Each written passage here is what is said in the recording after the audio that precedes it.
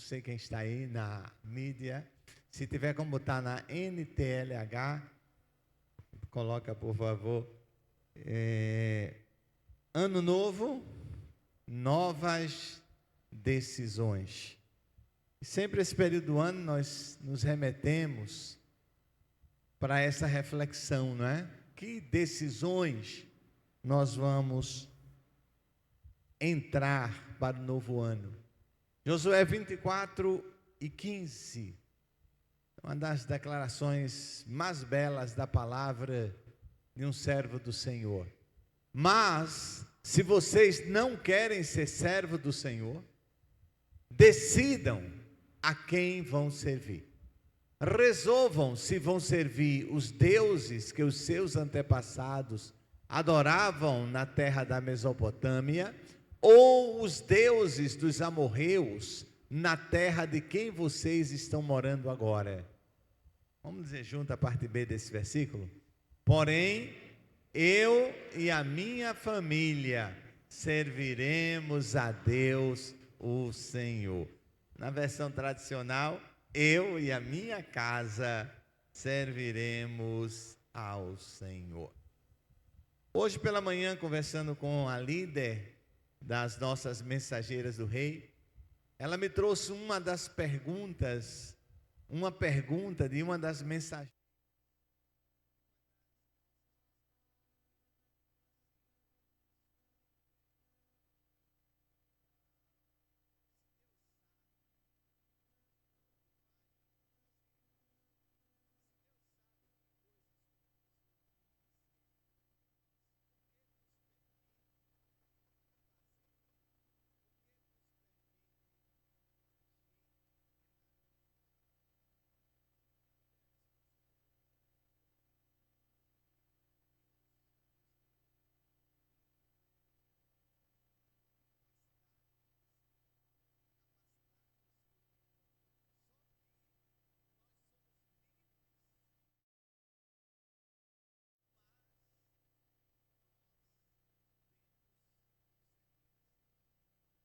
Nossas decisões. Somos livres para tomar qualquer decisão, mas as consequências, elas virão. Vi recentemente uma frase que dizia assim: o mais difícil da maioridade não é pagar boletos, é tomar decisões. Às vezes a gente pensa que o mais difícil é pagar boletos, né? Mas o mais difícil é tomar decisões, porque decisões implicam em consequências. E muitas vezes nós queremos o poder de tomar as decisões, mas não queremos as consequências das decisões que tomamos. Tomamos as decisões, da consequência a gente diz: Deus, vem cá, me livra dela. Deus, vem cá, me tira as decisões têm consequências, não é? Portanto, decidir pelo certo é importante. Lembrei agora de um livro que li na juventude lá da minha igreja, Igreja Batista Regular do Jordão. Vamos falar sobre o Jordão no culto à noite, não o Jordão esse, mas o Jordão da Bíblia. E um livro que dizia certo ou errado. E o jovem sempre se preocupa muito com as decisões que vai tomar, se é certo ou errado. Devemos sempre procurar decidir pelo que é certo. Por quê? Justamente por conta das consequências. É importante decidir pelo que é certo. A Bíblia nos ensina sobre decisões. A Bíblia é um livro maravilhoso, apenas que nós o consultamos menos do que devíamos consultar. Pena que nós o trazemos para a nossa vida menos do que deveríamos trazer, porque a Bíblia é o livro da sabedoria, é o livro da orientação de Deus para a nossa vida. A gente vive tanto correndo atrás de sabedoria, e temos o maior de todos os tesouros de sabedoria, e muitas vezes ele está fechado, guardado, empoeirado, né? Às vezes com o óculos dentro, e a gente não lê porque não sabe onde está o óculos, né? Às vezes o óculos está dentro da Bíblia. O que a Bíblia nos ensina? A Bíblia nos traz exemplos de boas decisões. E nós queremos ver na mensagem desta tarde algumas decisões da Bíblia O texto que nós lemos de Josué 24:15, ele traz uma decisão muito importante de Josué, um grande líder. E ele, diante do povo, ele toma uma postura. Se vocês não querem ser servos do Senhor, decidam hoje a quem vão servir. Porém, eu e a minha casa serviremos a Deus, o Senhor. A escolha de Josué foi servir a Deus. Deus nunca nos obriga a servi-lo. Deus jamais na história obrigou alguém a servi-lo. Deus deseja que o sirvamos em amor. Cabe a cada um de nós fazer essas escolhas. Eis que estou à porta e bato. Se alguém abrir, entrarei, cearei com ele e ele comigo. Cabe a cada um de nós fazer essa escolha de servir ao Senhor. Qual será a sua escolha em 2025? Você servirá a Deus ou não servirá a Deus? Não há meio termo, né? Escolhei hoje a quem servir. E Josué escolheu e tomou uma decisão, disse: olha, vocês podem andar por onde vocês quiserem, porém eu e a minha casa, nós vamos servir ao Senhor.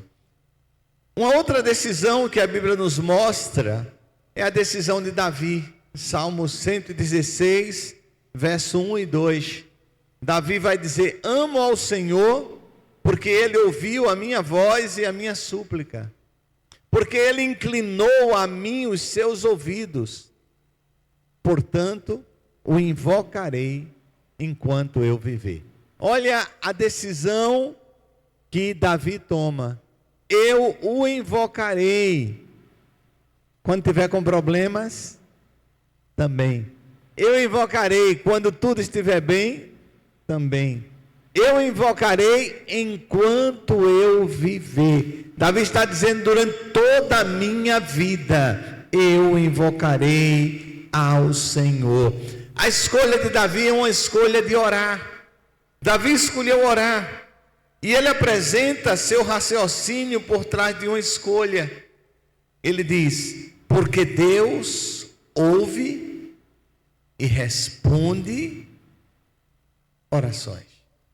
Porque Deus ouve e responde orações. Por isso, eu o invocarei enquanto eu viver. Hoje, nós tivemos não foi a última não, ainda tem uma. Mas eu acredito que a penúltima confraternização de um dos grupos da nossa igreja. E irmão Daniel estava relembrando, nós estávamos relembrando alguns momentos, e um momento do início da sua faculdade, e quando ele trouxe um problema bem difícil, e ele trouxe um problema para mim. E quando eu ouvi o problema que ele trouxe, e o meu posicionamento, eu não lembrava mais disso, ele trazia a memória, foi dizer: olha, isso só Deus pode resolver. Realmente este problema só Deus pode resolver. E pegou naquela palavra de que só Deus pode resolver. E Deus resolveu aquele problema. Porque Deus resolve, Ele responde às nossas orações. Davi decidiu louvar ao Senhor em todos os momentos também. No Salmo 34:1 ele diz: louvarei ao Senhor em todo tempo. Davi escolhe orar: eu invocarei enquanto eu viver. Ele escolhe louvar: louvarei ao Senhor em todo tempo. O seu louvor estará continuamente na minha boca. Há um excelente exemplo a seguir em 2025. Precisamos continuar orando, porque a oração é importante para o nosso relacionamento com Deus. Precisamos determinar louvá-lo. Por quê? Porque você não pode reclamar e louvar. Portanto, no lugar de reclamar, louve. No lugar de reclamar, cante. No lugar de reclamar, adore. No lugar de reclamar, busque o Senhor. Você não pode criticar e louvar. Então, no lugar de criticar, louve. No lugar de se alimentar da vida do outro, louve. A sua decisão por louvar traz mais benefícios. As decisões de Davi concernentes à palavra de Deus. No Salmo 119, 15 e 16, ele diz: meditarei nos teus preceitos. A importância de meditar na palavra de Deus. Eu acho que uma disciplina espiritual tão importante é a meditação. E a meditação tem sido, no nosso meio, ela tem sido perdida. Ela tem ficado em segundo plano. Nós não temos mais tempo para meditar na palavra, para refletir na palavra. E quanta coisa muda a partir da meditação. Por isso deve ser: meditarei na tua palavra. Provérbios 23:7 diz: porque como imaginou em seu coração, assim o homem é. Né? Então, como ele pensa, ele se torna. Tomando a palavra de Deus em nossa mente, terei prazer nos teus estatutos, não para ser enfadonho, não um peso, mas um prazer diário. Nós precisamos. 2025 está chegando, né? A gente precisa disso ontem. Recuperar esse prazer pela palavra de Deus. Essa leitura com amor pela palavra. Esse meditar com amor pela palavra e deixar a palavra guiar as nossas vidas. Nós somos guiados todos os dias por coisas que vemos na internet. E graças a Deus tem muita palavra de Deus lá, mas tem algumas também que estão distorcidas. E a gente precisa ter muito cuidado do que a gente está ouvindo. Para onde a gente está emprestando os nossos ouvidos. Davi disse: terei prazer nos teus estatutos. Não me esquecerei da tua palavra. Sabe uma coisa? Qual foi o último versículo que você decorou, que você aprendeu? Qual o último versículo que você aprendeu? Qual o último versículo que você, pai, mãe, ensinou para o seu filho? Uma das riquezas da minha idade de junior é que os meus líderes me ensinavam a decorar versículos da Bíblia. E até hoje, Bianca, eu ainda sei muitos versículos decorados. Não que eu decorei hoje, mas que eu decorei lá nos meus 12, 13, 14 anos. Fica guardado na memória. Ensina um versículo para teu filho. Estimula a aprender, a decorar. Porque nas horas que a palavra vem à mente. Mas ela não vai vir à mente se ela não estiver guardada. Se ela não tiver tido entrada na nossa vida. Então é importante. Mas pastor, eu tenho tanta dificuldade de memorizar. Tenta, irmão. Não é? Tinha uma irmã lá na minha igreja, na minha primeira igreja, irmã Luísa Zeferina, que já está na glória. Essa irmã não sabia ler, não sabia escrever, mas ela pedia para alguém ensinar um versículo para ela. Como era lindo o desejo daquela irmã. E ela pedia para ensinar. Um dos textos favoritos dela era dizer: o Senhor é o meu pastor, nada me faltará. Como é enriquecedor guardar. E Davi diz: não me esquecerei da tua palavra. Não me esquecerei da tua palavra. Então, irmãos, é importante a decisão de ler a Bíblia durante esse ano. Não ler por ler. Eu não gosto muito dessa coisa de começou o ano, eu fiz um voto de ler a Bíblia e eu vou ler. Que bom, mas não leia para cumprir tabela. Eu tenho que ler 4 capítulos por dia, eu vou ler a Bíblia todo ano. Li. Parece exercício de academia, está pago. Mas não vai funcionar se for está pago, se não fizer tudo direitinho. Então, lê, medita. Não faz para cumprir tabela. Não faz para dizer aos outros que fez. Eu já li meus 4 capítulos da Bíblia hoje. Tu leu quantos? Não é essa a competição, o reino de Deus. Não é quem lê mais, quem lê menos. Mas é o que ela faz na tua vida. É o que essa leitura vai transformar a tua vida. É o que essa leitura vai mudar. Deus, nos nossos dias, precisa transformar caráter. Deus nos nossos dias precisa formar caráter, formar um povo que é luz do mundo e sal desta terra, formar um povo que não se mistura, formar um povo que toma decisão como Josué tomou: eu e a minha casa serviremos ao Senhor. Eu sou servo do Deus Altíssimo, isso não é para mim. Chegar lá na roda da sua escola, quando vê os seus colegas praticando o que desagrada a Deus, dizer: isso não é para mim. Por que isso não é para você? Porque eu sou servo de Deus e essas coisas não é para mim. E não entrar na onda. Mas isso só vai ser possível se você tomar a decisão de meditar na palavra. Josué tomou a decisão de servir ao Senhor. Davi tomou a decisão de orar, de meditar, de memorizar a palavra. E a terceira decisão que eu quero compartilhar é a decisão de Daniel. Está lá em Daniel 1:8. E Daniel propôs no seu coração não se contaminar com a porção das iguarias do rei, nem com o vinho que ele bebia. Portanto, pediu ao chefe dos eunucos que ele permitisse não se contaminar. A ele decidiu permanecer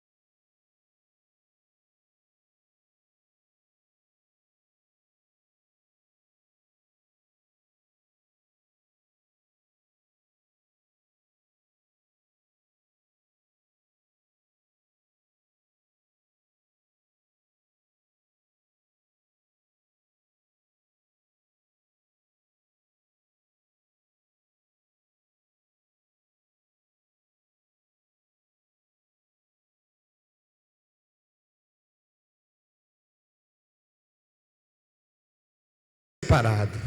Ele se recusou a se contaminar com os manjares do rei. Embora os outros ao seu redor não estivessem pensando nisso, Daniel decidiu recusar. Meus irmãos, igreja do Senhor que está muito bonita nesta tarde, o certo ainda é certo, mesmo que ninguém esteja fazendo.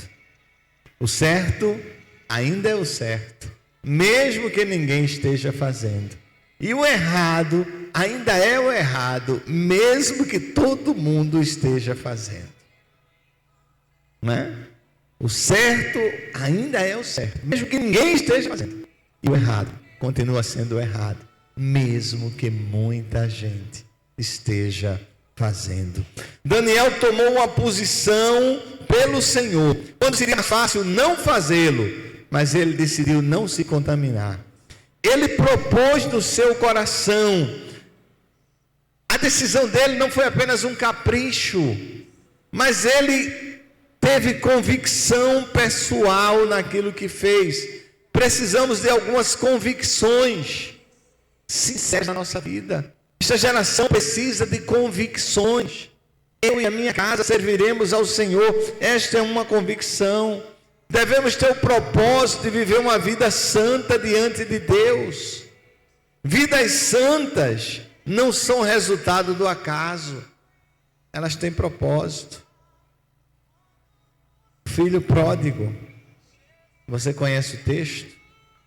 Ele tomou uma resolução também na sua vida.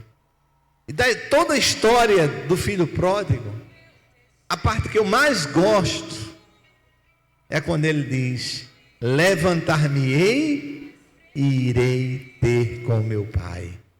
E direi: Pai, pequei contra os céus e contra ti. Naquele momento, aquele jovem estava no fundo do poço, no lamaçal do pecado, totalmente perdido, abandonado por todos. E ele faz uma reflexão, uma meditação: eu não vou ficar aqui. nesse lugar. Esse lugar não é o meu lugar. E ele diz: levantar-me-ei e irei ter com meu Pai. Ele fez a sua escolha e decidiu voltar ao Pai, confessar o seu pecado, tornar-se um servo humilde. Meus amados irmãos em Cristo, o que decidiremos fazer em 2025? É só mais um novo ano? Ou vamos escolher colocar Deus em primeiro lugar na nossa vida? Buscar em primeiro lugar o reino de Deus e a sua justiça, e todas as demais coisas serão acrescentadas. Que decisões nós vamos tomar para